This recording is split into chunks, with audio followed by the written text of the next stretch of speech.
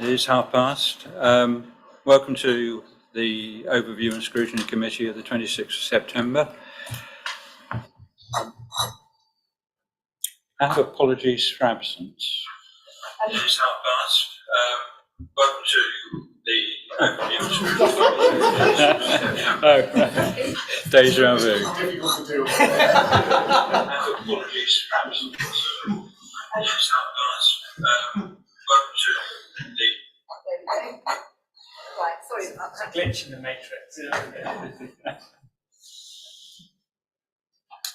Yes, we have apologies from councillors Philip Circus, Paul Clark, Tim Lloyd, Josh Potts and Jack Saheed.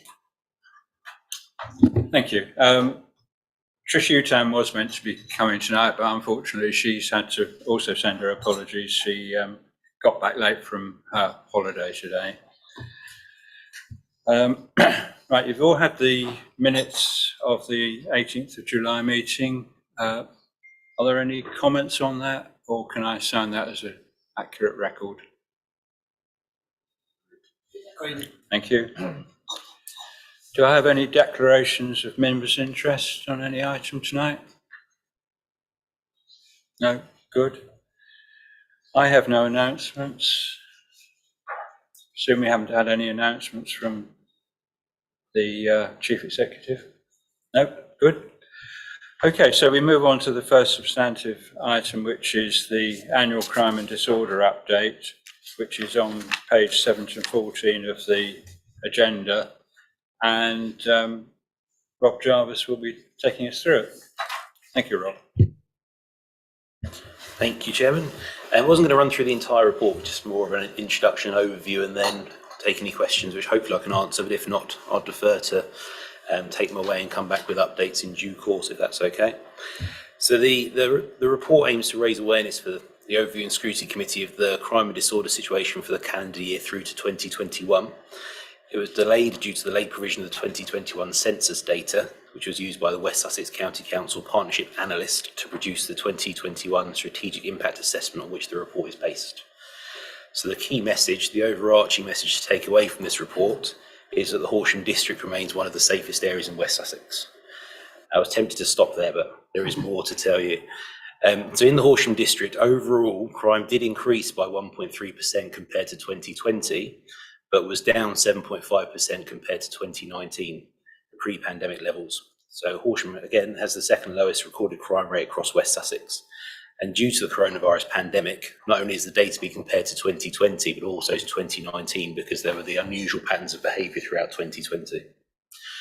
So nationally and locally, recorded crime in 2021 was similar or lower to pre-pandemic levels. There are, however, some nuances to this with specific crime rates that have changed, evidencing an increase. The overall crime rate in 2021 was 44 crimes per 1,000 of the population in our district. 53% of recorded crime in Horsham was violent crime. This is defined as a crime in which the victim is threatened with or harmed with violence. This is comparable to rates across the whole of the county. Also, weapon-related crime remains low in Horsham, and one of the lowest in the county. Knife crimes accounted for 1% of all crimes in the district, and gun crime remained as low as it had been previously. In 2021, there were 2,751 incidents of antisocial behaviour, which, although lower than 2020, is an increase since 2019, so that's one of the nuances I was talking about. A vast number of these incidents, 88.5%, were regarding neighbour nuisance, so it could be attributed to people spending more time within their localities. Horsham was the second lowest across West Sussex for personal antisocial behaviour and total antisocial behaviour, which includes personal antisocial behaviour, nuisance antisocial behaviour and environmental antisocial behaviour. If anyone ever wants to delve into the different crime types and categories that Sussex Police use, it's quite the minefield. Also, sexual offences across the county increased in all areas apart from Horsham, where offences were down 10%, and we were the second lowest in West Sussex. Vehicle crime, shop thefts and thefts from a person are all lower than pre-pandemic levels. And like I said before, any questions, then we can delve through them now if possible, and if I can't answer them, I'll take them away and give an update in the next couple of days to the committee members, if that's okay. Thank you, Rob. Bruce. Thank you. well, Horsham is an excellent place to live, and yes, it does feel a safe place to live, and this is an encouraging report in that respect, so that's wonderful. What I really wanted to look at was what your feelings are about these figures in terms of how robust they are as a reflection of what the changes in crime levels are, because we only record the crimes that are reported. And as a member, I have a significant post box and face-to-face set of people saying that they are increasingly frustrated about the lack of response as they perceive it from police for 101 or phone reporting. And I think the very high percentage of violent crime in this, it indicates something like that, because I'm sure that 53% of all crime is not violent crime. It's that we obviously pick up more of the violent crime. So my concern is about the large amount of low-level crime or antisocial behaviour that potentially is going underreported or unreported, and the loss of public confidence that goes along with that. And really to ask you whether you feel that from your position as officers, you're seeing any trends in attitudes or data that are sort of reflecting or disagreeing with that. Thank you. Yeah, I think there's a really big difference between the perception of crime and the reality of crime. I think that the perception is far higher than the reality. I think personal view as opposed to a professional officer view, whether that's appropriate or not. But I think social media does whip up an awful lot of attentions around crime, around the perception of it, that it is significantly higher than it is. I do think we've got a challenge around reporting of crime, and there is that confidence in people, if they do report crime, it's going to go somewhere or do something. We regularly have conversations with the police where any information they can receive is useful information, but it doesn't mean it's going to have an instant response. So the intelligence they can gather is crucial. I remember we spoke at the previous all-member briefing with Sussex Police, in which we talked whether there could be more updates from the police in terms of where public response has led to convictions, and quite often there can be such a long gap between a crime taking place, a conviction being achieved, and people have almost forgotten about it. But actually the public response and the public information that can help secure those convictions is essential. But it does sound a bit like a broken record in the sense that people need to report things, but it's maintaining that emphasis in continuing to report crimes and social behaviour and things that people are witnessing locally in their neighbourhoods, because unless they see an instant intervention, it's almost people have the view of what was the point of reporting it. But it's crucial that people still do that, and that's the message we need to be cascading out as a district or as councillors or elected members. So as a follow-up question, do you think that the immediate response that the public get on their interface with the police when they're trying to report crime or antisocial behaviour is something that is an issue in terms of blunting an appetite to bother reporting? And do you see, from your position, do you see any things that might be done that could improve that? Yeah, I think, as I say, reporting is crucial. I think people do get frustrated with the 101 system. My personal views of using it have been always quite positive. People can report crimes in different ways, but people, again, want that instant response that they've been listened to and there's going to be a response to an issue that's been highlighted. I think we've got fantastic working relationships locally with the police, but equally the police will task their resources where there's a need, and if they can't evidence the need, they won't task the resources there. So again, I'm sorry, I sound like a broken record in terms of reporting and highlighting where there are pressures and there are needs, but unless there's that evidence to suggest resources needed somewhere, then the police won't task their officers to go to those locations. That is crucial. Does that answer the question? Ish, sorry. Councillor Skip, then Councillor Stanhope. Yeah, thank you very much, Chair. Rob, can I just come back on the antisocial behaviour issue, which actually, when you look at the stats that you presented, the incidents are lower than 2020, but it's up 64% on 2019. Now, when we had COVID, people didn't really go out that much or do that much. So presumably we can almost discount any figures from 2020 or 2021, but 2019 was a full year. And that's a staggering increase, 64%. And that's really the thing that aggravates a lot of people. I mean, that's what you get. One gets mailbox and all the rest of it. What do you think we as a council, I mean, positively can do about it? I mean, I know we have neighbourhood wardens and I know we have partnerships, but 64% is staggering. And our population's going up, as you know, and mainly elderly, I think, who are obviously more vulnerable. So do we have anything really positive in the pipeline for this? I think in response to your question of what more can we do as a district council to address some of the increase in ASB, I think that one of the big challenges and the big percentage of the ASB increase is around neighbour disputes. And actually, I suspect your inboxes are quite often inundated with contacts from registered provider tenants that are having frustrations with their fellow neighbours. And I think one of the things we can do, and we're even discussing today as officers actually, is how we can hold registered providers more to account to address that as much as possible. But if I'm being perfectly honest, their hands are quite tied in terms of taking action against those individuals. The eviction process is a last resort to somebody that is causing antisocial behaviour. There's far more interventions that need to be done in advance of somebody losing their accommodation. But that's where we need to be a bit more robust, work even closer in partnerships with the registered providers. We've got our HASBRAC, which is our Hate and Antisocial Behaviour Action Group, which is attended by, or has previously been attended very positively by registered providers, but that has waned a bit since since things went hybrid. So we need to have a new push on that group to make sure registered providers do play a part in addressing some of the antisocial behaviour issues with neighbours. I think it's one of the key significant elements of the ASB increase.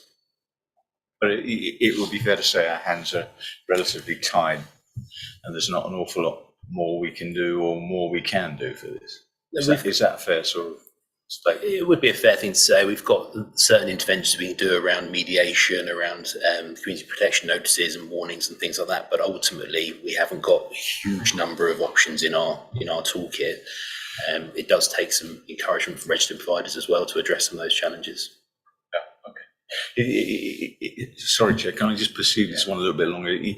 So admitting that we are relatively limited in what we can do, despite the fact we've got ideas, presumably then the only other recourse is to actually expect them to be more policing of some sort or other in the neighbourhoods. Now that doesn't come under the council, that comes under our police authority or our police commissioner or whatever decision she makes with her senior police officers.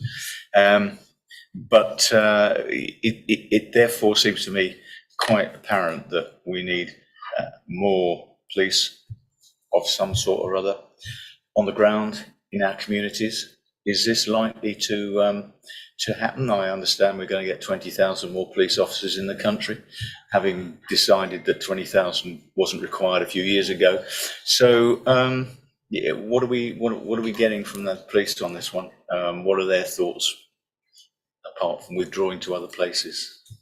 Yeah, and if you focus specifically on antisocial behaviour, and if it's neighbour disputes, the police can't do an awful lot. It'd be an issue for the provider, the landlord, to be addressing. If it's outside of a residential property and antisocial behaviour, then in certain areas we've got the wardens. We had some really good success in Southwater in the last year or so, 18 months, of really bringing down the level of antisocial behaviour by working in partnership and having the community and almost leading on some of the interventions that are being implemented in that area.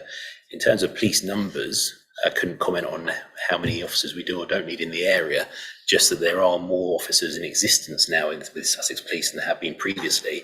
And it comes back to the earlier point, there's the resource there, but where they're targeted and directed to will come from intelligence locally that local residents, local shopkeepers or our community teams are feeding back to them. So it is really crucial that they do get that information. But in terms of specific numbers and directions, I couldn't do that.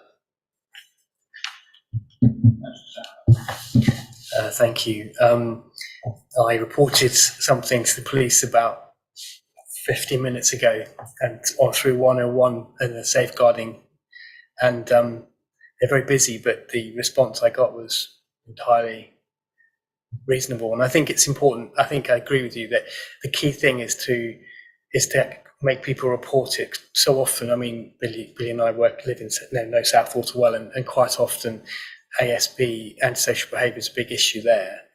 And social media can sometimes so focus on it to the detriment of it, of thinking that Southwater is some sort of like Croydon on a bad Saturday night, when it frankly is not. It's very much not like Croydon. And I think, so my question actually was twofold.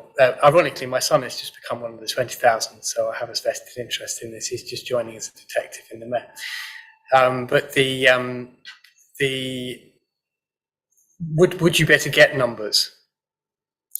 What are the expected? How many more police officers do we have available in Horsham now than we had in 2018?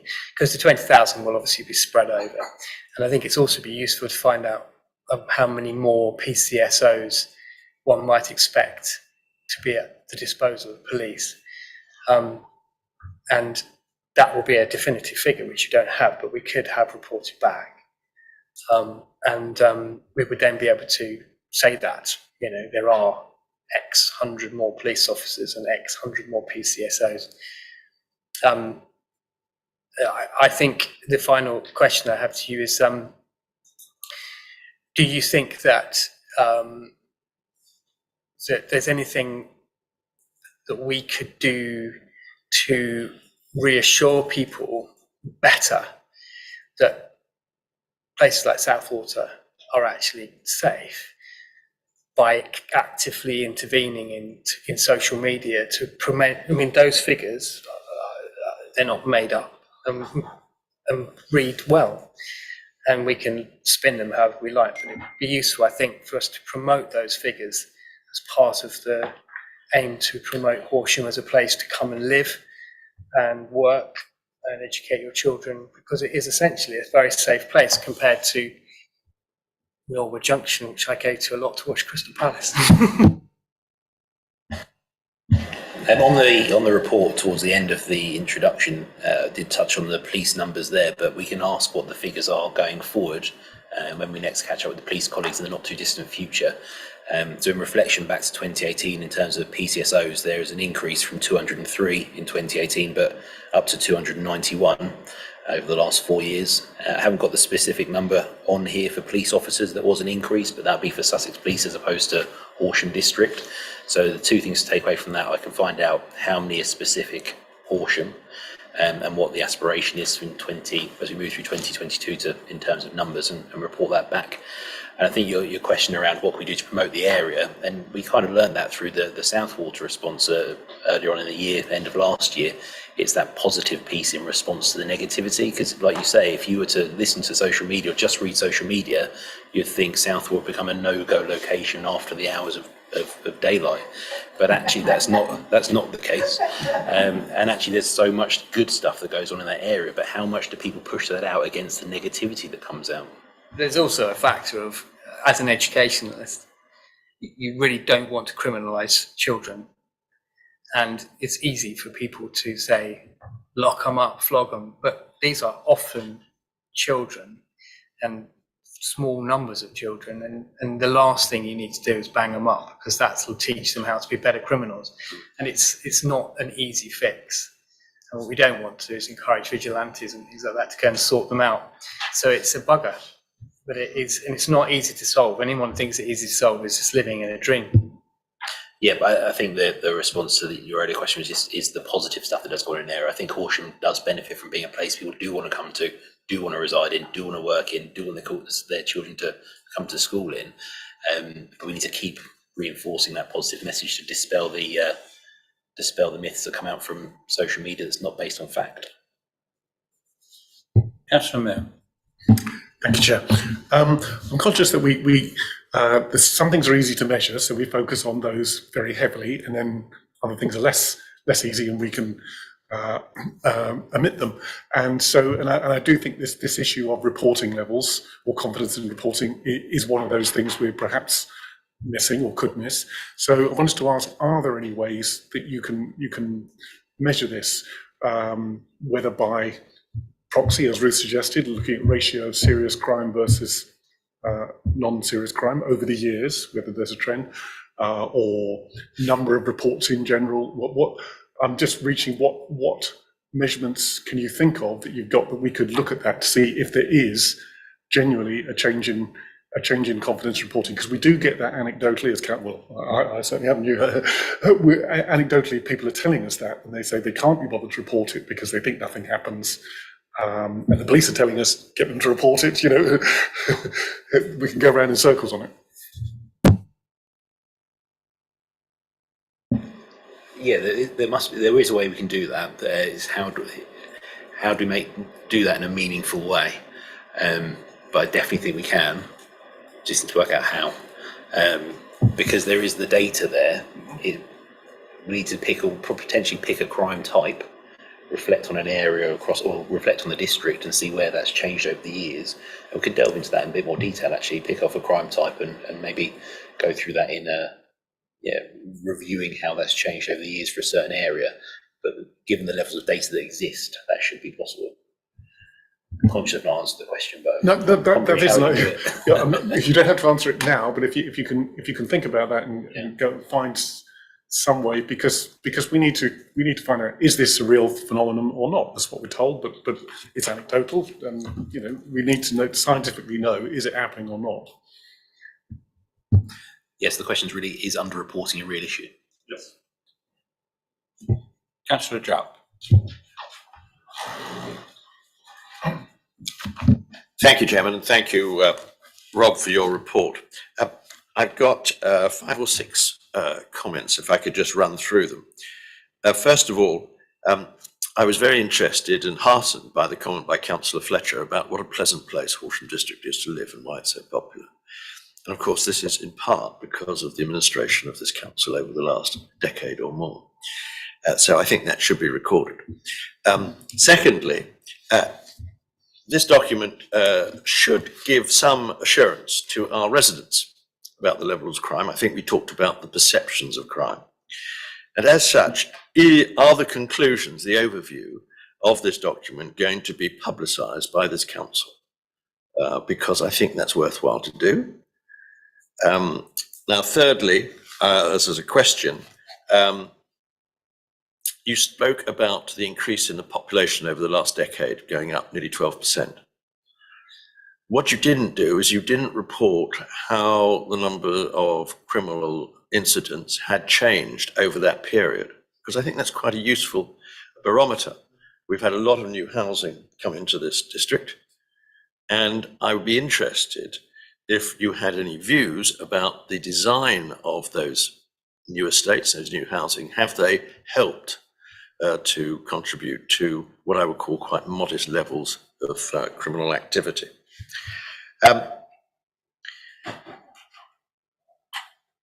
The last one, second to last one is, I've had an operation on my eye, so I've got one good eye with a cataract and the other one not. So reading is not my forte just at the moment, unless I put the screen right to me. But I couldn't see in your report anything about conviction rates. Now, that is quite an important aspect, I think, for our residents to know how efficient our police force has been. And I wonder whether or not you could come back to that with a question. And lastly, Chairman, sorry to go on. Pre-COVID, I can remember that members of the public used to attend this meeting. And in fact, I see we've got a number of seats here, probably anticipating something like that. But the members of the public can't get access to this building. That door is locked, and this one you can only get in if you've got a pass. Has that facility for the public, not only to listen on the webcast, but to actually join the meeting, has that fallen by the wayside post-COVID? Do you want me to answer that? If you could. Is that all right? Well, these meetings are open to the public, and we always alert the West Sussex who look after the building when a meeting is on, with the view to them keeping the front door unlocked until 5:30 until the meeting starts. But it is true that very few people have wanted to attend or turned up and said they haven't been able to, since it's been live streamed and and audio recorded. So in planning as well, far few people seem to choose to attend. I understand that, but are we in danger of falling foul of our constitution in this respect? It's just a bit of administration. And I know West Sussex, as I have to declare, I'm a West Sussex County Councillor.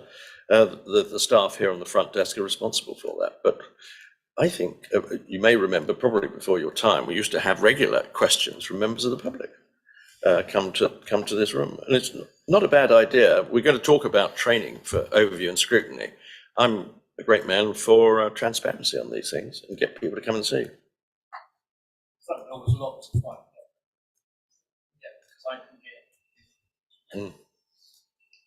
Yeah, I must admit, not this meeting, but other meetings, I've had the same problem of getting in, and on planning meetings, meeting people that were trying to attend as member of the public and having to bring them through the side door, which clearly isn't right. And yes, you're absolutely right. They're meant to be public meetings, and I don't think we can operate if they're not open to the public.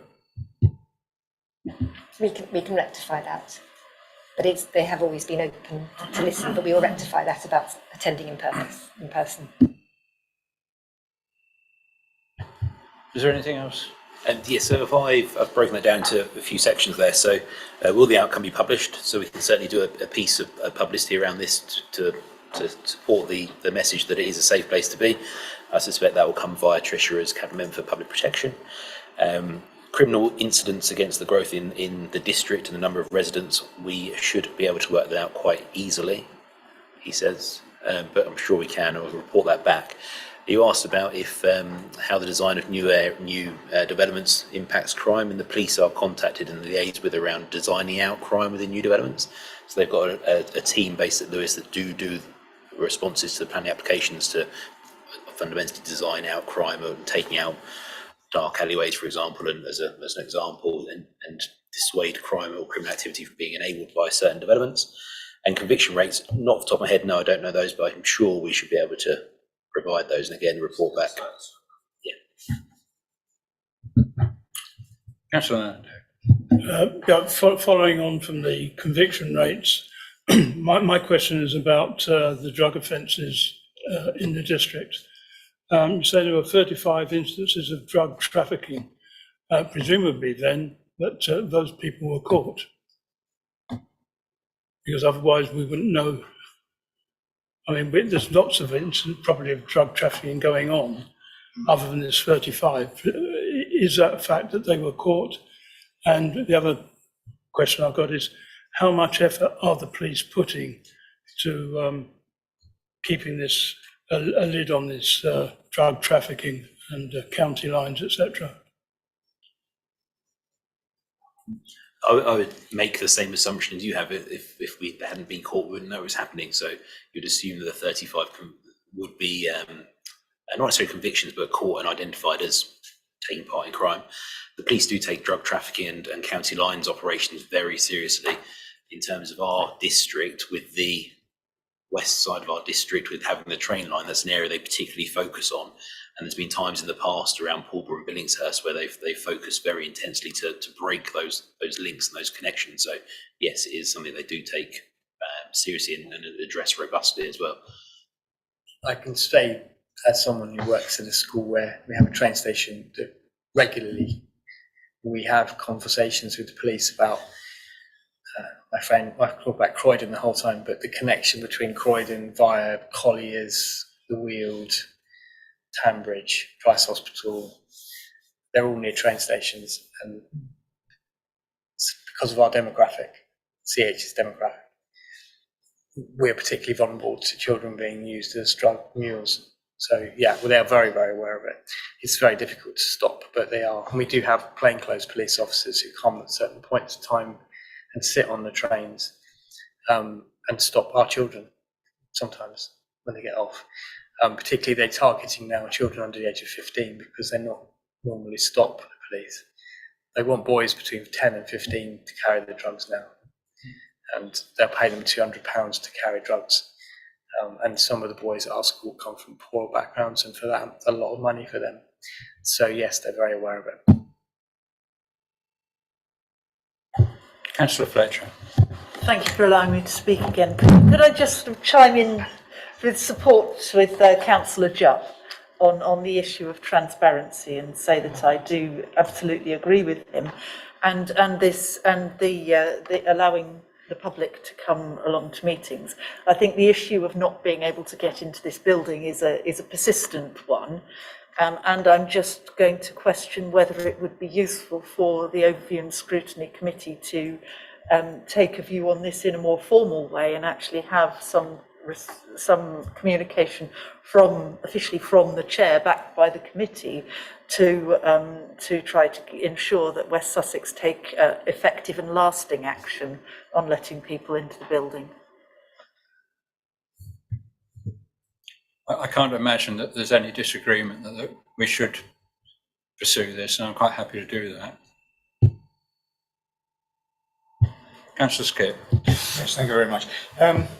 Intelligence seems to be quite a crucial part of how one manages what's going on. Neighbourhood wardens are valuable and seen as valuable. I think we've got 7 neighbourhood. What would be the optimum number of neighbourhood wardens that we could have? I mean, it seems to me that we're not going to get tremendous sort of responses in a lot of issues, and if we can prevent them happening, then that's the ideal, and therefore neighbourhood wardens are ideally placed. We've only got the 7. Have you any thoughts about increasing the numbers? I'm conscious Dom's here with his finance hat on, but in terms of how wardens are funded generally by the parishes, I would be clear they're not here just for crime and social behaviour. They're here to be tasked by the parish for local parish interventions and highlight areas. They could be focusing on social isolation, for example, checking on elderly and vulnerable residents. So it's not just a crime reduction purpose, but there's 7 schemes across the district. If the parish wants to come forward and explore the opportunity for wardens, we're open to those conversations, but they do need to be funded by the parishes, as they are throughout the rest of the district, apart from Horsham town. So yeah, we'd be open to exploring that further. They do serve a great purpose across the parishes. They cover as eyes and ears on the ground, and they report an awful lot into the police to help those areas become as safe as they possibly can be. So you think that we should have a few more? If they can be funded by the parishes as they already are in other areas, I think that there can be great benefits for the parish to having wardens. Do we put any money into the funding of the neighbourhood wardens? We've primed some of the schemes in the last few years around Storrington, Southwater, and other schemes from memory. But it's pump priming the scheme to become self-sufficient after a couple of years.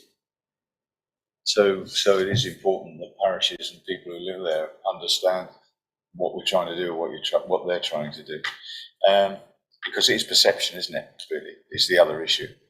And I think Councillor Jupp is right, that the more the public are involved and see what we're hearing and understand what we're hearing, the better it's going to be.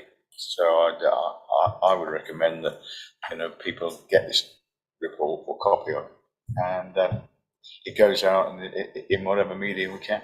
Yeah, and if come back on that, if councillors that have got wardens in their areas can be positive and vocal around the other areas that don't have wardens, then that may help to understand the benefit of them. Just following that quickly, what is the cost today of a warden, one warden? There's never a straightforward answer. It depends on how many hours they're doing, how many wardens are in a scheme. So some schemes have got part-time wardens, some have got 2 full-time wardens. And it depends on if they need a vehicle as well. So there's a number of different variables that come into the costing of it, but it can be upwards towards £70,000 to £100,000 a year, depending on 2 full-time wardens.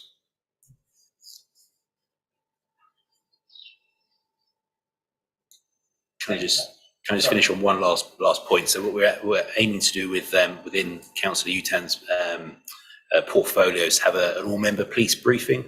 Hopefully by the end of October, might roll into November, but that just to look out for the invitation that's going to come out around that, and that'll be for ourselves, similar to the one we had back in April, May time, where the police did come in and give a bit of an update, open to questions. So it's a prime time as a captured audience to ask questions of our district commanders and sergeants. Thanks. There's just one little point, Rob, that I noticed in this report. It talks about working age between 25 and 59. I think the state retirement age has moved on a little bit since that, and we ought to reflect that unfortunate situation. But thank you for your attendance, and thank you for introducing this report and answering the questions. I hope members found that useful.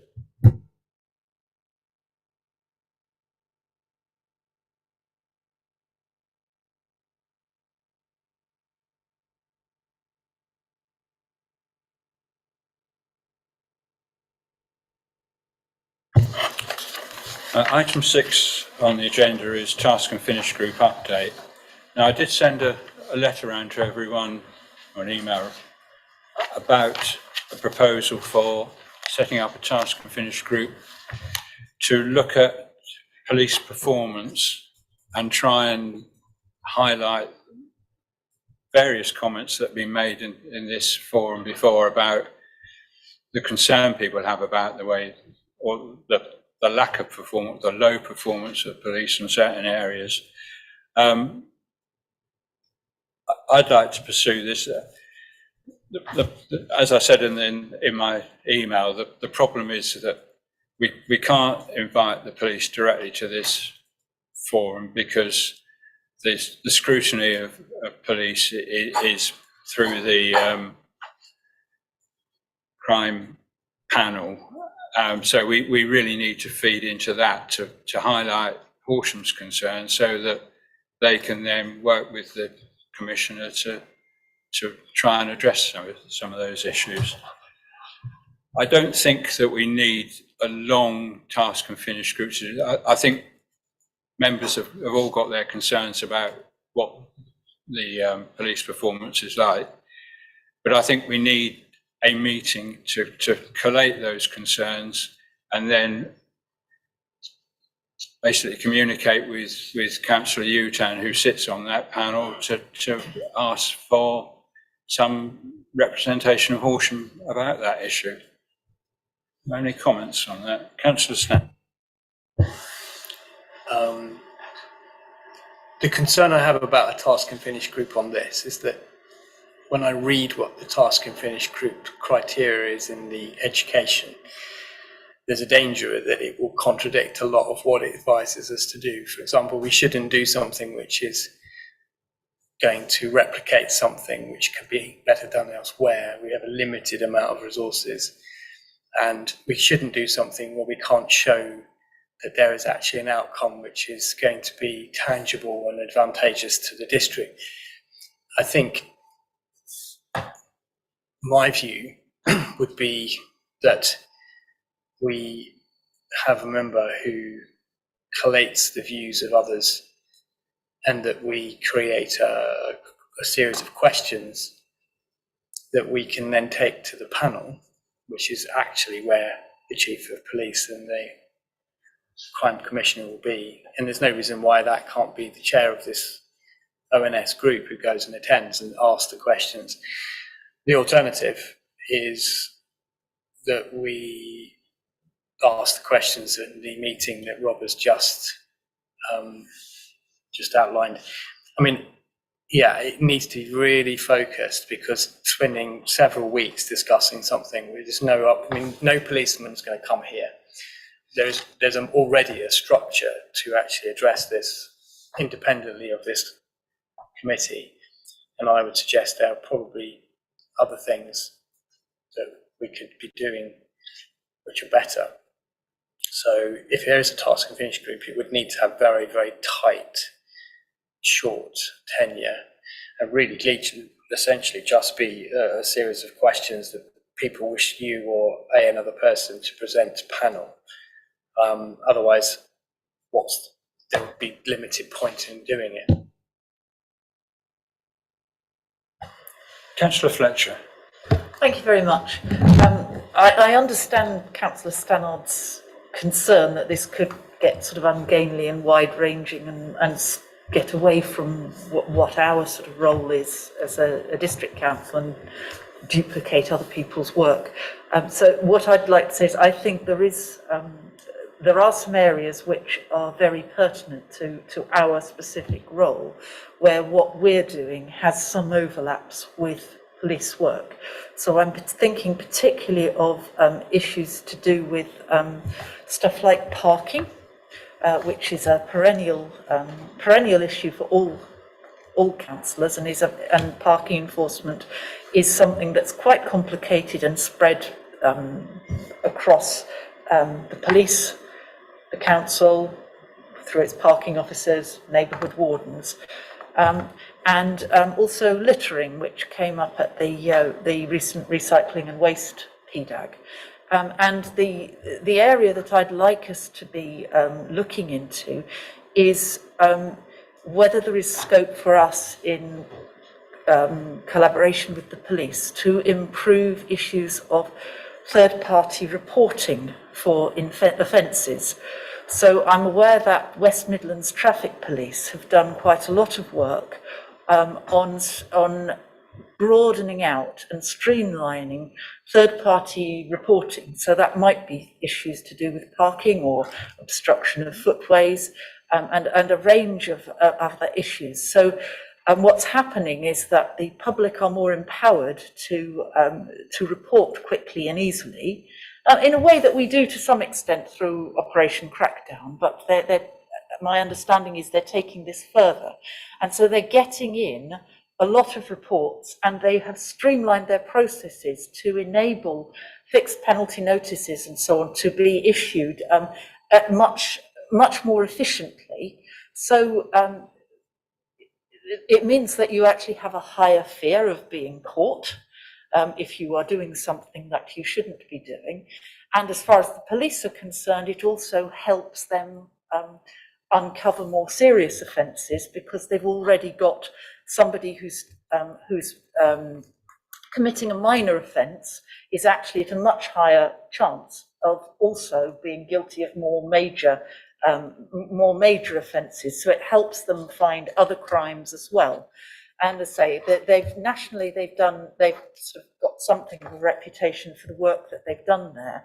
And I'd like to see whether this is something that could be taken up further with Sussex Police, because I think it would also have benefit to us in terms of our role on some of our enforcement work, and also in terms of what we were talking about earlier, public confidence that it's easy to report, and when you report, it's worth it reporting because something happens.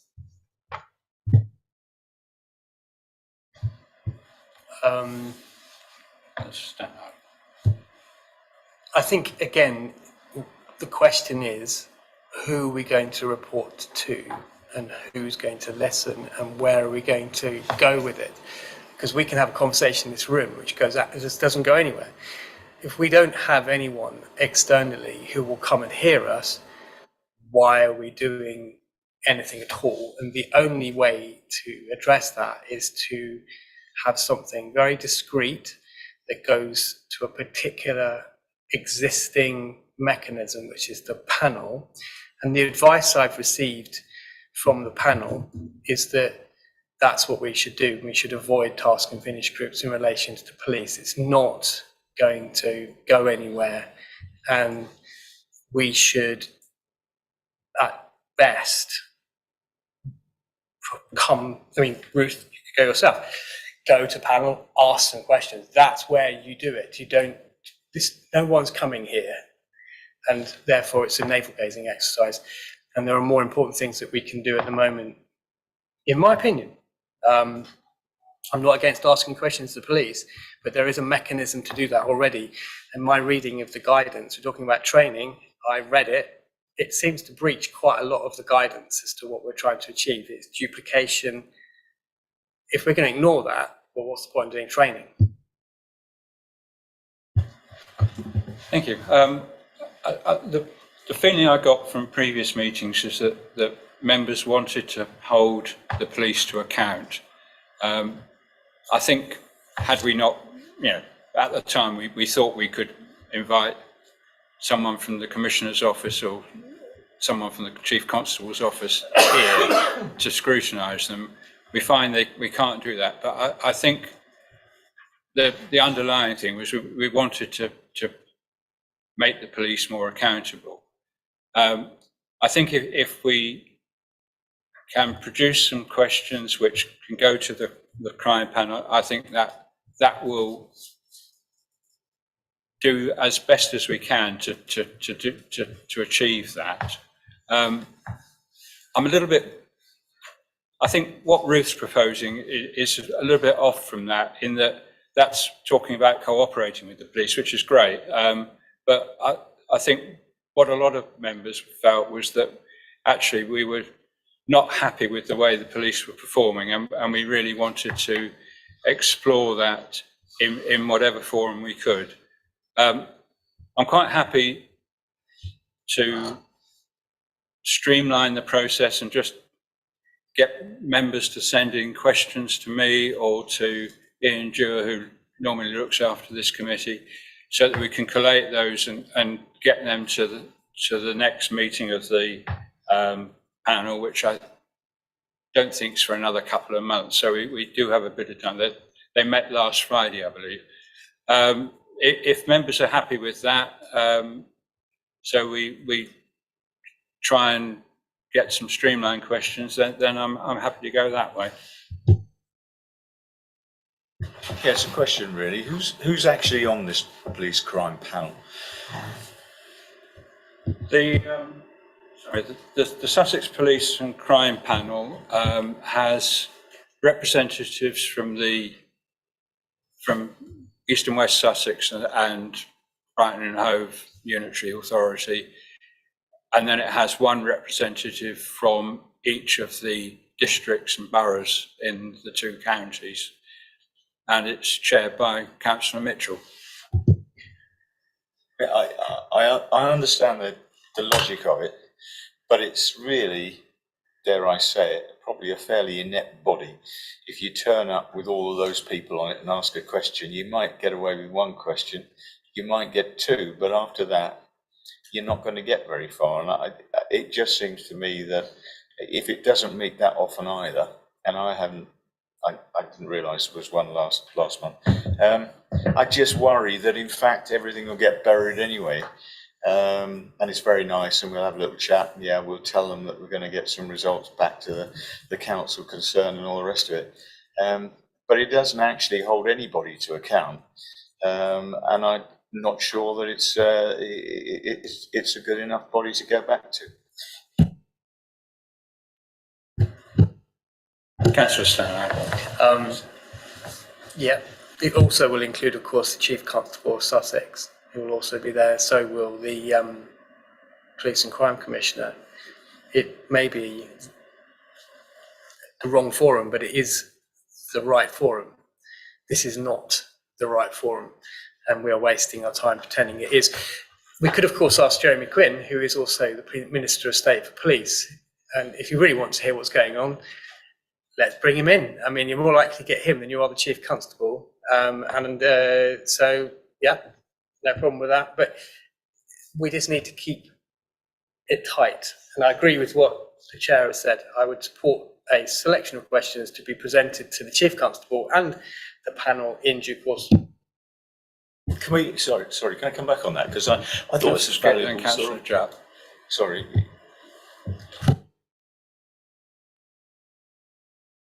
I think the phrase is give away, isn't it? In the Houses of Parliament.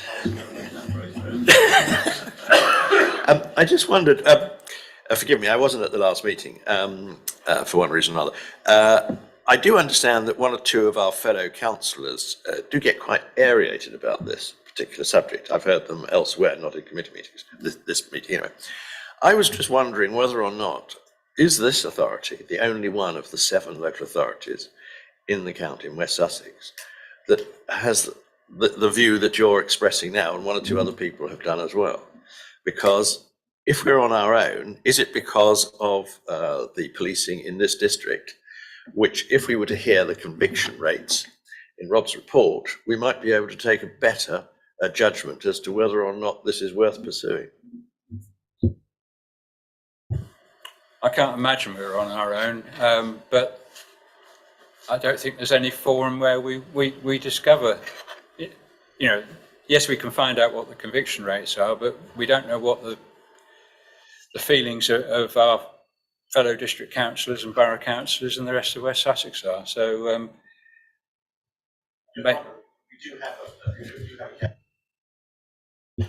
Sorry, and she may be able to provide that information to us to see whether or not perhaps we are alone in this and getting it out of proportion.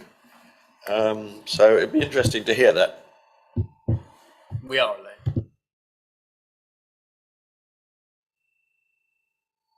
Councillor Skip, you, yeah. Don't want me to give way this time. No, I think, I think actually, it's a lovely idea that the Minister for the Police comes along and just tells us as it is.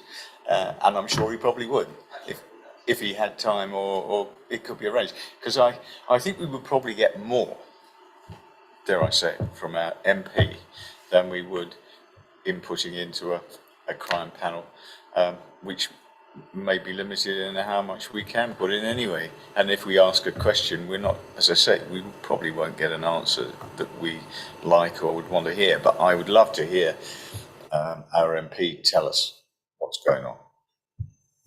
I absolutely concur. Look, I come from a family of coppers, so I've steeped in this. Lots of my family work in the police. They will always be very wary of commenting on operational. So will the army, so will anybody. Whereas an MP can talk broadly. You start pinning a policeman down to operational detail and he'll get all cagey. And quite rightly, because why should he tell us operationally what they're up to? But I think Jeremy Quinn probably would come, given notice, and we would probably gain quite a lot from him coming and talking, broadly speaking, about where we're going. And you'd need to give him a few days to get his feet under the table, but I think if we invited him to come in the spring, I suspect he would, unless he's been sacked before. Okay. We're short of having a proposal for inviting Liz Truss here. I think Jeremy Quinn is an excellent proposal, and can we take that as our first port of call? And if we don't get anywhere with Jeremy Quinn, then maybe we go back to my proposal. But I'm more than happy to support what Councillor Stannard suggested. Okay, right.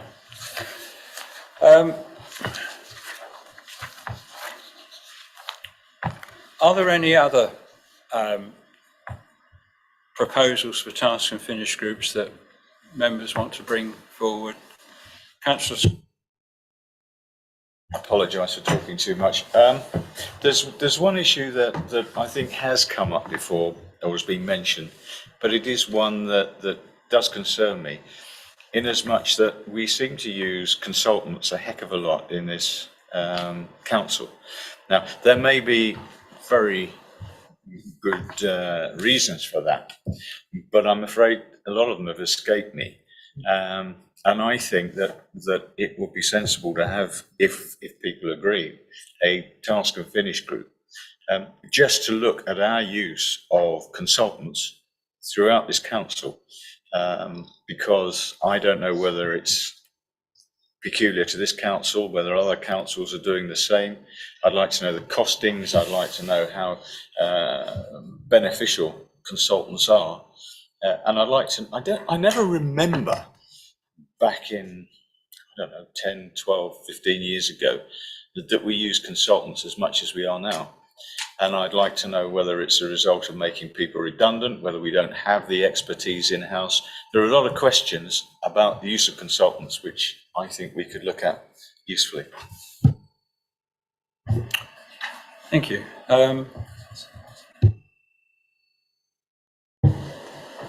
Yes, I would agree with that. I think perhaps I certainly don't understand what is the decision-making process that we go through to first of all decide that we need consultants to deal with a particular issue, and how do we select those consultants, does it go out to tender? What is the arrangement for actually selecting a consultant? And what is the process for determining what the budget is to pay them? And I think we perhaps need to look closely into all of that. Councillor Stanhope. I commend that idea. I think that's entirely sensible in the aim of being transparent. Maybe that we find out that we really do need consultants, and it ends the argument, and we can stop the conspiracy theories. Can I suggest that my learned friend next door comments on whether this is actually something that we could achieve properly in this forum? I think we certainly can. We're able to analyse our spend on the ledger on consultancy codes, so we can draw that out across the different services, and therefore you would have data to look at that you could then investigate or analyse specifically. So I think it is something that you could do. Just going back to your question, which was, how is a consultant sort of added, etc. It depends what it is. So a lot of the time we don't have that expertise. And sometimes it's about corroborating or triangulating information. So we have some expertise in-house, but we need to reaffirm our understanding, because the last thing you would want to do is make an incorrect decision on something, because these experts, consultants, have a wider experience than just our own narrow district view. The values, etc., will depend on what that topic is, and it will follow our procurement process.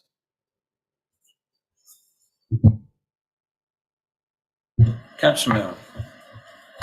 I'd like to suggest another topic as well, if that's possible, if we're agreed on that one. Or... Are we agreed on that one before we move on? Everyone happy with that? Okay, Councillor Milne. Thank you. I'd like a group looking into Section 106 agreements, and whether we're writing them and also managing them in the best way possible, because there are examples of ones written in the past which have not turned out so well now. I have no idea whether we've changed our practices. But I think if you look at somewhere like Wickhurst Green, that has been a big issue there, and possibly north of Horsham too. So a group to look at whether we're writing them in the best possible way, and whether we need to manage them over a period of time, because they get executed sometimes over 10 years or more. And are we keeping tabs on them? Any views on 106 agreements? Is that something we want to look at?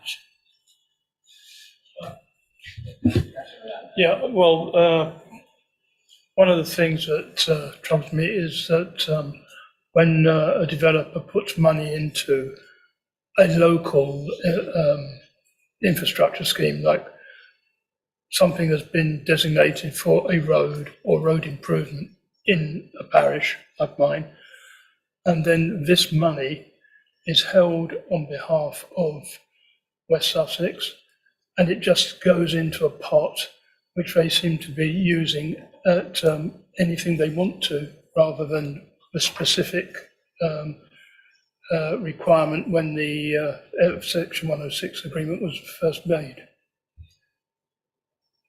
So I'd like to know that when a parish or a constituency has an agreement with a developer, that the actual use of the 106 money will be put to that use and not swallowed up somewhere else. I don't think we've actually been recording and monitoring that enough. So I think that maybe we should be looking at 106 monies, how it operates, and how we come to them. Can I pass this one over to Dominic? Because obviously the money, once it comes in, is in his domain for that period of time. So if you've got any comments you'd like to make on it. I suppose I'd be wondering if you had a specific example of that, because as we've sort of heard earlier, perception versus what actually happens in practice could be different.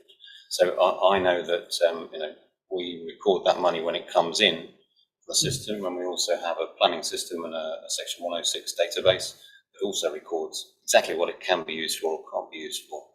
And they do go back to the agreements to make sure that they're putting it in the right sort of pot, as it were. It's not just one big envelope somewhere with some money in it. I do have an example, possibly two, of it being used elsewhere rather than, for example, on the Downs link, we had money earmarked, or Rudwick Parish Council had money earmarked for improvements on the Downs link in Rudwick. And then we found that it was actually used further down the Downs link and not in Rudwick at all. But we managed to reverse that situation. Perhaps I can pick up the detail with you afterwards. Sure. Councillor Jupp. Thank you, Chairman. About 4 years ago, a task force group was set up by this committee under the chairmanship of Brian O'Connell, and it looked into the matters with S106. And forgive me, I don't have instant recall of when it was published, but it might be a very interesting document to read, because we did go through quite a lot of information, especially the points that's been raised by Councillor Anderou. And also, I think from that time, it was put in a train that all the parishes will be having constant updates from this council as to the 106 monies that are being held.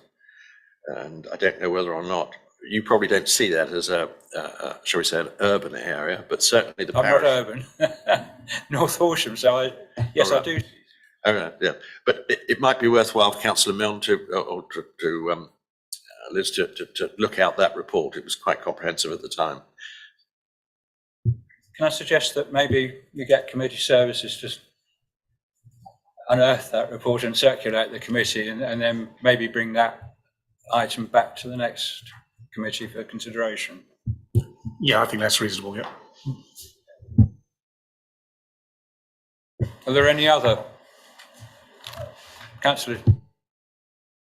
Thank you. I did have one. I don't want to sort of. It is important. Yeah, it's on Facebook the other day. I saw a photo of a football pitch, and this is not just about football, but it speaks my language, right? And it's maintained by HDC, and at one end the crossbar, you could touch it and it all slopes and it all just looks tacky and horrible. And that got me thinking about, we've done really well with the Southwater Country Park, doing a review into the country park. When was the last time we considered district-wide needs from a leisure perspective for our residents? So have we considered what we're going to do about places for people looking in the long term? Have we considered whether we want to bring that back in-house, which I would do long term? I know not. My Conservative colleagues are looking at me going, oh my goodness, the state running something. Have we considered a wider strategy for leisure provision, basically? And is it something that we could consider as part of the Task and Finish group to learn from other councils off the back of the good consultation we've done on Southwater Country Park, which, if members didn't know, was to discuss the future of the Southwater Country Park in line with residents both in Southwater and across Horsham and the wider and users of the park as a whole.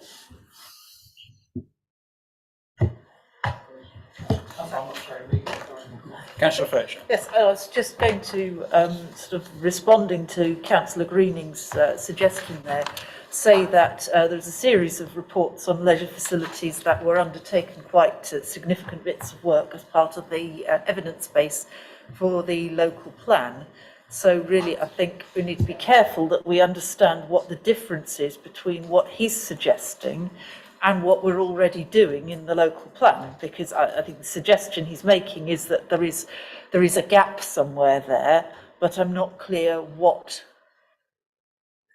how he sees that gap, what gap he's seeing. I think, sorry, I'll come back. What I might do is consider what Councillor Fletcher has said, and if it's necessary to do something else, maybe bring it back to the next ONS. But in the meantime, I might call on her help to identify where I could find the relevant documents.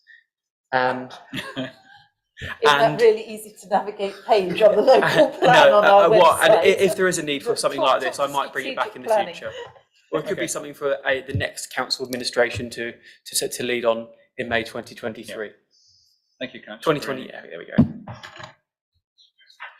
Okay, so we've got one task and finish group to talk about. Crikey, where am I? Lost track of consultants, yeah. And we're going to circulate a previous report on Section 106 agreements and possibly come back on that at the next meeting. And Councillor Greening is going to look at leisure provision. Yeah.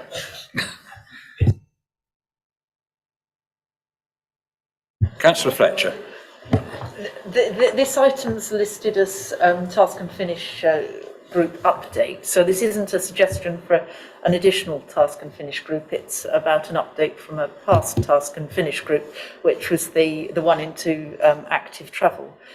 So the recommendations of that task and finish group were approved by council and have gone back to for implementation.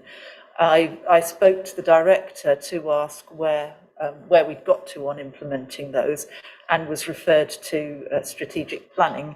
I spoke to strategic planning to ask where those had got to, and the answer was, well, I'll need to go and check and find out what the officers on the ground are doing, and I'll get back to you.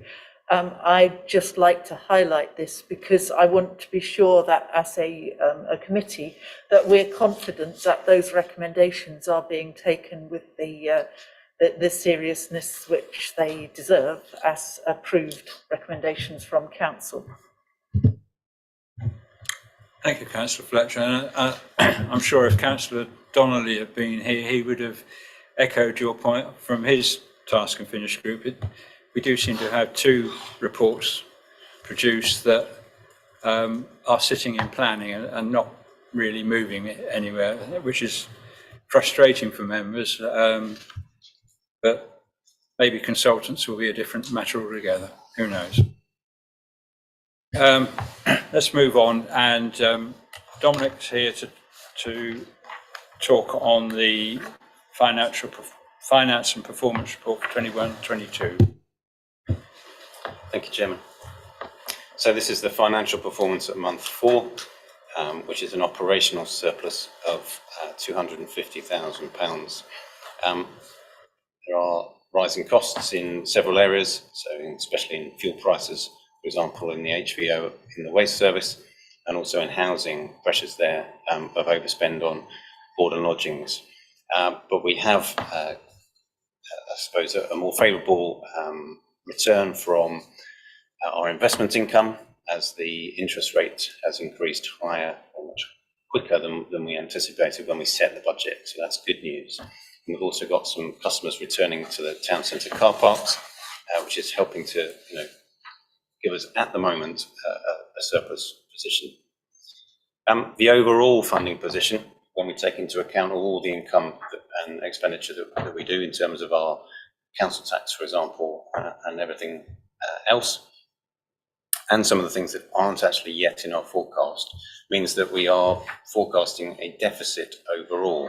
So this is largely down to the £1,925 pay offer per person for all staff, which is significantly higher than we budgeted for. So when we set the budget, feels like a long time ago, it's probably about this time last year, we anticipated a 1.3% pay increase, which was budgeted at around 225,000. That was largely because government was telling us that we had, as a public sector, to keep the lid on inflation and therefore through salaries as well. And it's around 880,000 higher than that.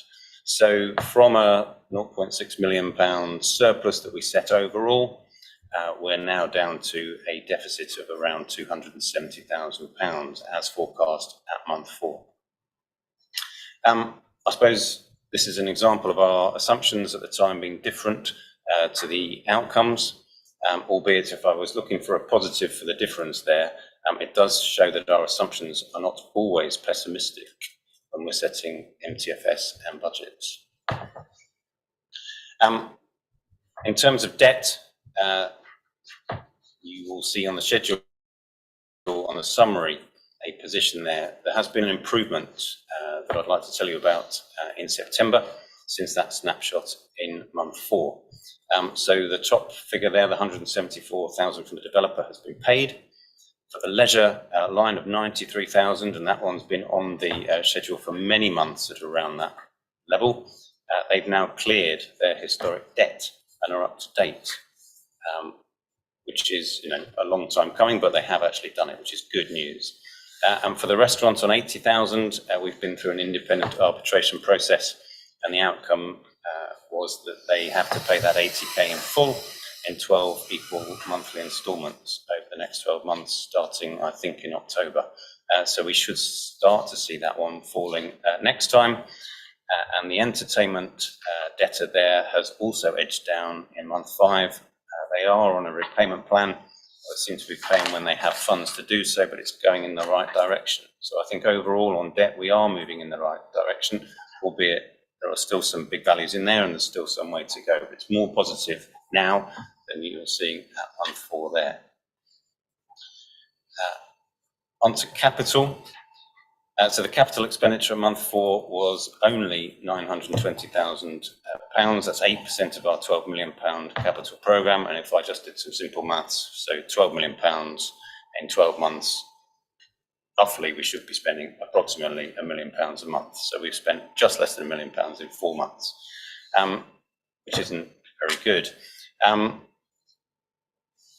Month 5, I've just had a look at, and we have spent £400,000 in that month. So we're up to 1.3 million in total. So things you could look at are starting to speed up. But the optimistic estimate there of month 4, as forecast by my colleagues around the council, of £10.7 million, or 88% of the total, I think was hugely optimistic, and I didn't believe it actually. So I instructed a proper review at month 5, and I can update you that the latest forecast is a much more realistic 68%, or £8 million.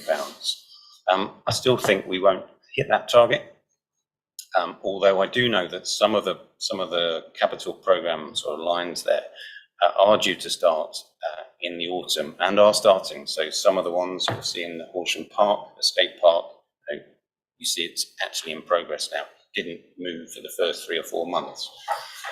The main reductions are sometimes out of our hands. I say this all the time, but it is true. So for the £1 million on Oakhurst expansion, we're waiting for a decision there due to a bereavement of a previous owner. So some of these things are not, predictable necessarily. We are struggling to spend the money on our vehicles. We're putting orders in, and those that are in the forecast as to be spent are actually on order, and we should receive those vehicles before 31st of March, which is why the spend is in there. Anything that we order sort of now or over the next 2 or 3 months may not turn up due to those sort of supply chain delays that everyone nationally is suffering from. And therefore the spend will probably fall into next year's period. And then we've got some public realm strategy stage 2 amounts, so £650,000 there, which won't be going ahead. And largely that is a sort of a capacity constraint there. And on the housing enabling grants, another big sum, £560,000, where again, our registered providers, who sometimes we give this money to, they tell us when they need their funds when we're setting our budget, and their timetables too often slip and their plans change. So their spend isn't as high as we put into our capital programme. And then just lastly, it's probably worth just telling you about the £200,000 that we won't be spending on the housing net carbon residual portfolio. This is sort of using a house to decant families into while we upgrade the environmental characteristics of the homes that we own. We'll be refurbishing Hill Cemetery instead. That is a lodge, not just the cemetery in the ground. And therefore we're doing the same process, so we're still decanting, but we've found a much more effective and efficient way of doing that rather than spending the money. So the price of that has reduced, and therefore that's an underspend as classed in the capital programme. Are there any questions on the financial sort of bits there that I've covered before I move on to performance at all? Councillor Fletcher, then Councillor Skip. Thank you. You enigmatically said something about the public realm strategy spending being behind because of a capacities constraint. Could you explain what that means? I would say that we were over-optimistic when we were setting the budget from what we could actually deliver and the progress that we could make. We do that a lot, and therefore, because we are doing lots of different things, we don't have the capacity to deliver it in the time frame that we originally said we probably would do. What are we not delivering that we thought we were going to deliver? Around about £650,000 of expenditure. I don't know the fine detail of that, but I can get a more fuller response back to you.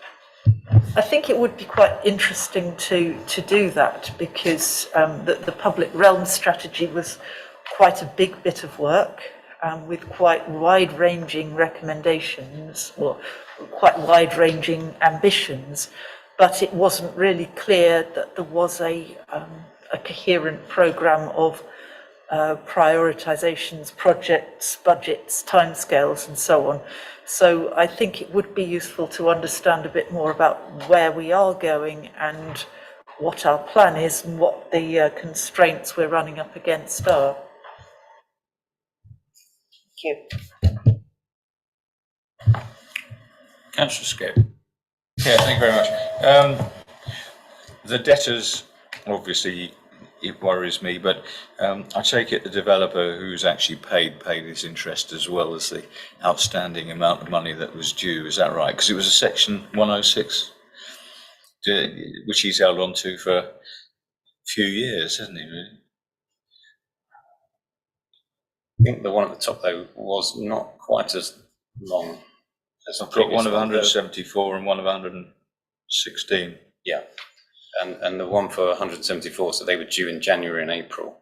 Right. So a few months. So I will check that's the it. interest, but some of them, some of those section 106 go back a number of years, and the interest will be clocking up. 2016 and 2017. That's still being negotiated, let's call it. All right. Is it? Where's that then? Which development was that, just out of interest? Countryside. Oh, okay. The museum is in the red zone. Not enough people appear to be going to the museum. I guess that's going to be publicised, or is going to be encouraged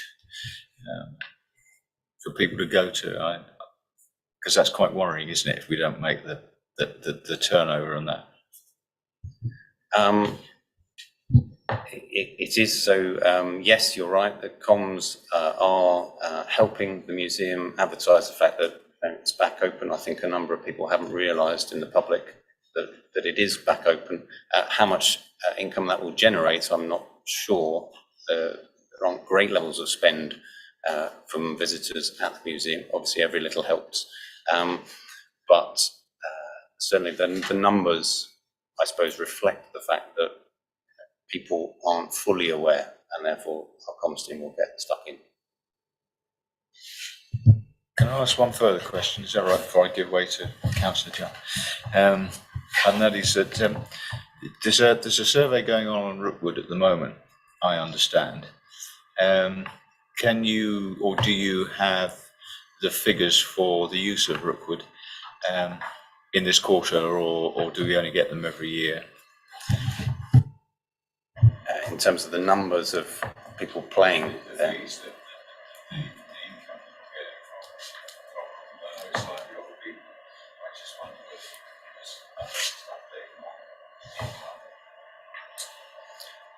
So in terms of their monthly payment to us, so they are now clear of their debt.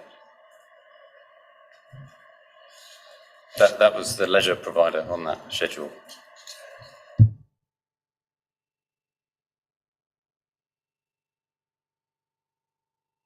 Councillor Joe. Thank you, Dominic. A plethora of figures here. I wonder if you could help me just on a few things. First of all, I'm not quite which page number it is, but it's the question of the museum, which Councillor Skip raised just now. And I noticed that the target for Q1 is 6,000 visitors. So, am I reading that correctly? Yeah.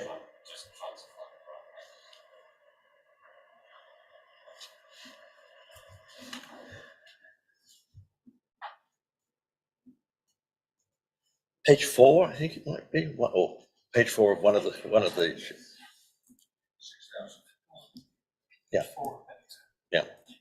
The reason I ask is because 6,000, fine. My memory is, and I'm afraid to say I haven't got my old copies here, but my memory is that we were, or you were reporting 97,000 people visited the museum pre-COVID in a full year. Am I correct?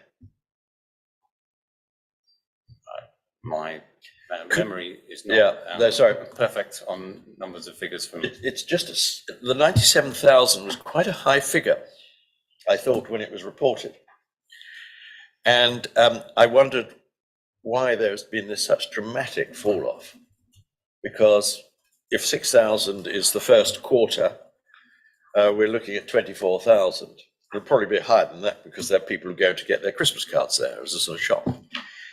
But my point of issue here is, if I'm correct about the 97,000, and I'm willing to be proved wrong, where did we get that 97,000 from? And have we got any, shall we say, checks and balances when we were reporting that figure of 97,000? Because I always thought it was an extremely high figure, and our leader was always very assured me that that was the correct figure. But whenever I visited, I seemed to be a very lonely person in there. It's a very good question, and one I'd love to be able to know that detail right now. I suppose that question would have been very helpful 2 or 3 days ago, so I could have done the research and brought the answer along to here. So I will go away and find out on that. Please may I interject on that specific point. The public pack from the agenda document of ONS dated this is why I do research for a job, right? So 24th of July 2017. Total attendance at Horsham Museum and Visitor Centre, value 90,531.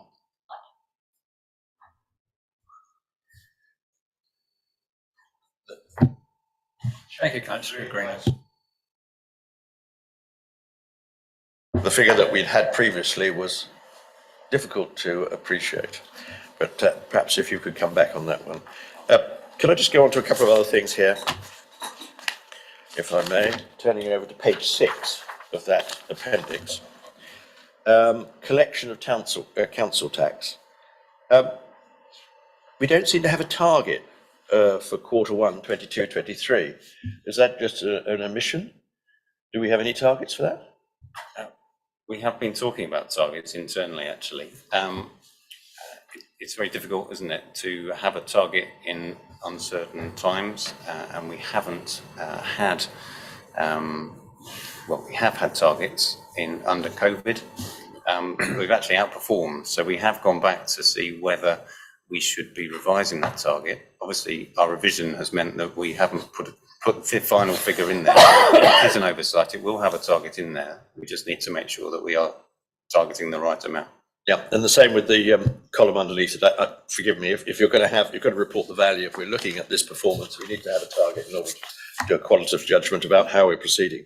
I absolutely agree with that. Could I take you on to the number of fly tipping incidents, which I found rather amusing, that we've got a target of 231 incidents.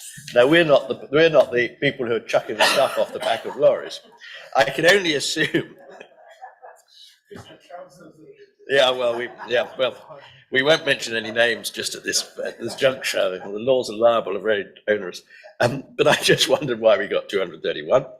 And similarly, when I look at the value, 233, we've only cleared 136 of them. Is that right? You've got 233 incidents, and we cleared up 136. What happened to the others? Do we just forget them? I will have to go and ask the right people Yeah. for that. Yeah, specific I just don't think it reads very well. Okay, sorry, Ruth, can I, oh, you want to? Well, in terms of that, I do wonder whether that's to do with where the fly tipping takes place, because there are a lot of reports that people are dumping the stuff just off highways or public land. So I wonder whether when Dom goes back and asks, that might be the way to pursue it. That maybe there are a lot of reports, but quite a lot of them, the responsibility devolves to the landlord, the landowner, rather than to us. Can I just say there also that obviously we're only reporting SSC9A and C9C there, so there is probably a B that we don't report to you as a KPI, but it is just a performance indicator, and that could be the missing difference in there. Off the top of my head, I don't know what that stands for. It's just that if you're going to, it might be useful just to make those sort of comments in your notes thing. Could I just ask, the last line in page 6, you say the value is the amount invoiced, not the amount received. So am I right in thinking that the amount that's been invoiced, the target, or the value, I'm not quite sure which one it would be, those are the June quarter day rents that were sought? And of course, we're only doing a quarter. That's right. So you would expect the rents to come in the beginning of July. Yes, is that right? Thank you. Okay. Could I just take on? You will know, Dominic, that I look at the capital spend, and this is a frequent complaint of mine.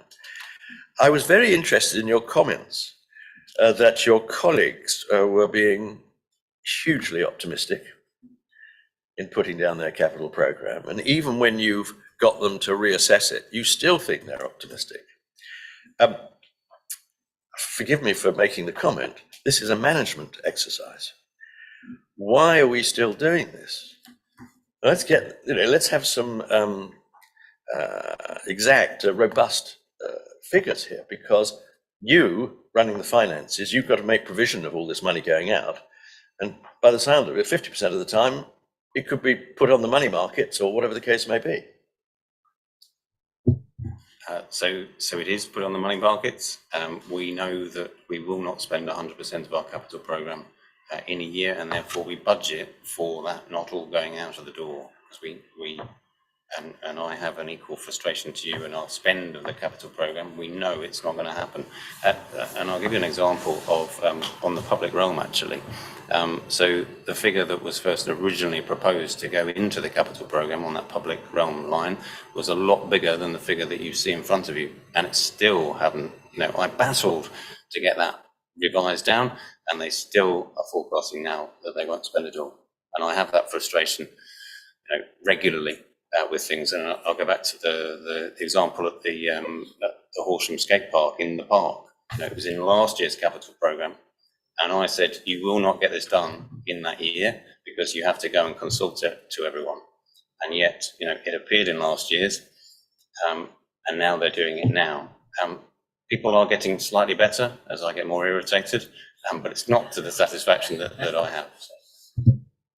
Well, I think our residents are irritated too, because these are, we've got monies, we were going to do something for the public good, and it's not appearing on time. I'm heartened the fact that, we're not going to spend the same sort of money, because I know in a different place, any capital projects are being subject to quite rapid inflation on building costs all across the board. And, reading this, we don't seem to have been hit by it, which I think might come later. Okay, right here. Thank you. That probably will keep me going. Thank you, Jim. Thank you, Councillor. Councillor Mill. Thank you, Chair. It's a shame Councillor Donnelly isn't here today to hear the wonderful news about Rookwood arrears being cleared, because it has been a pet subject of his for some time. But I was wondering, they've been cleared dramatically fast. I was confident they would be, but that's a very swift turnaround. Is there any special reason for that? We've had several discussions with them. And they felt it was in their interest to clear their historic debt. It's something that they have wanted to do. We have encouraged them to obviously do that, and we're welcoming in that money. You know, that hit our bank accounts already. Makes me very happy. Well, that's good. I'm not sure if that was an explanation of why it was all of a sudden, but anyway, thank you. Does anyone else have any points for Dominic? Okay. That's your entire report, isn't it? Yes. Yeah. Thank you for that, Dominic. Right. Next item is scrutiny training. You've had some paper on what we found in terms of training. I think we just need confirmation that you're happy that we order this. Yeah, thank you. Takes us on to the forward work programme, which I think, I'll find it.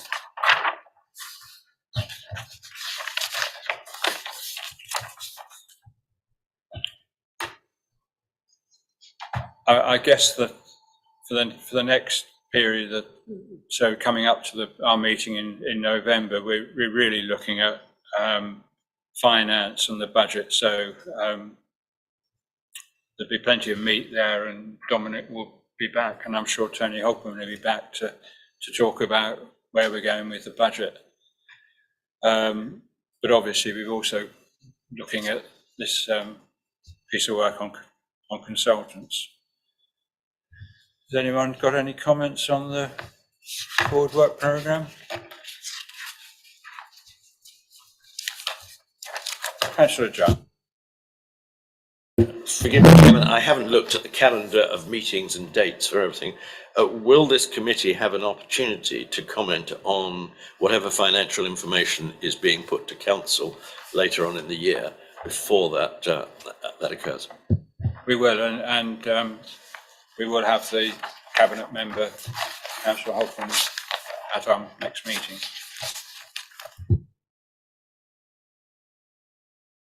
He did offer to come tonight, but it seemed a bit premature, and as we already had Rob Jarvis speaking, it looked as though it would have made the meeting unnecessarily long, and I'm sure we'll be more focused at the next meeting talking about finance. Councillor Skip. Yes, thank you very much, Chair. It's only a quick one, really. If I can find what I was looking at, here we are. The policy, the corporate plan 2023 to 2027, I notice is coming in January and presumably up to council on February. But I wonder whether we get an opportunity to actually look at the corporate plan before it comes to council. We don't have that many meetings between now and then. I think corporate plan is quite important, and I just would like to put a marker down that perhaps we could ask the Chief Executive and or the leader to come and talk through the corporate plan. After all the scrutiny, we are supposed to be taking part in any discussions about it. Yes, indeed. But I will endeavour to do that.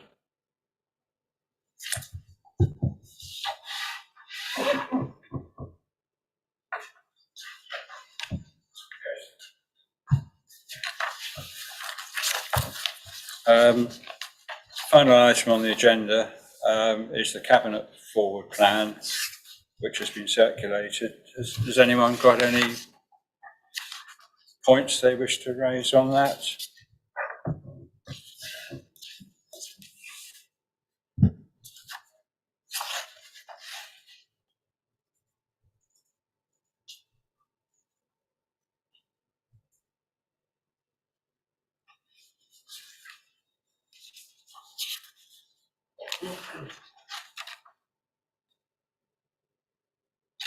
I guess if you haven't got anything to raise here, you can always come to the Cabinet meeting on Thursday and raise it then. But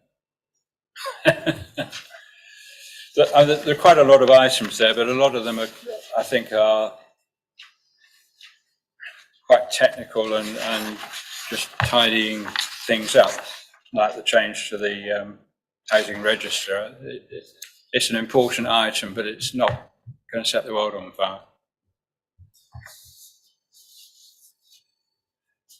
Okay, there's no urgent business, so unless anyone's got anything burning, declare the meeting closed at 7:05.